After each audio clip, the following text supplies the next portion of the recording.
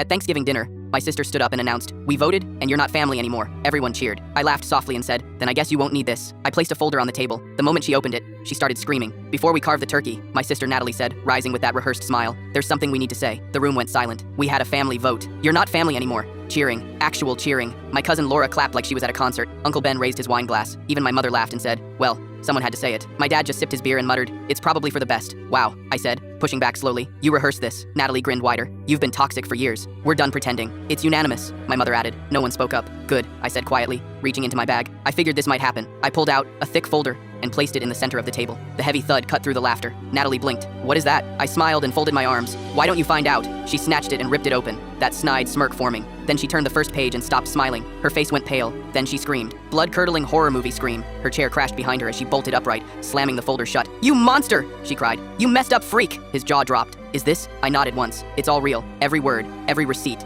every screenshot." Dead silence. "You were so sure I wouldn't fight back," I said, standing slowly. "So sure I'd stay the quiet one. The doormat. The cash cow. Let me tell you what was in that folder. 5 years of records. Over $78,000 sent to family members. All documented. $8,000 for Joel's rehab. Actually a spa retreat. $2,300 for Natalie's emergency dental. Work. Elective veneers. $12,000 for mom's credit card debt. $4,500 for a family emergency. Actually a Cabo trip. Screenshots of Natalie calling me a cash cow with no spine. Posts where they mocked me. Texts where she called me manipulative for refusing to co-sign her business loan. And the cherry on top, hotel receipts showing Natalie spent 3 nights in Santa Monica with someone named Alyssa, charged to Joel's credit card. That's what made her scream. She wasn't just exposed, she was dismantled. Fact by fact. Joel flipped through pages, his face paling. "What's this about Santa Monica? Who's Alyssa? Why were you at a hotel for 3 nights on my credit card?" Silence. "Let's be reasonable," my mom tried. "Sure," I said. "Let's talk about when you called me a parasite while cashing my check. You were under stress, and I bailed you out every time. The one time I say no, I'm the enemy. This bigger than it is. You let them do this for years," I said. "You let it happen because it was easier. You're just bitter because no one needs you anymore," Natalie shouted. "Wrong," I said coldly. "I'm not bitter. I'm done." "You think this makes you the victim?" she screamed. "You're proving," I said stepping forward, "that you only cared about me when I was paying your bills." Joel stood up holding the folder. "Is this true? All of this?" Natalie looked at him and for the first time she had no comeback.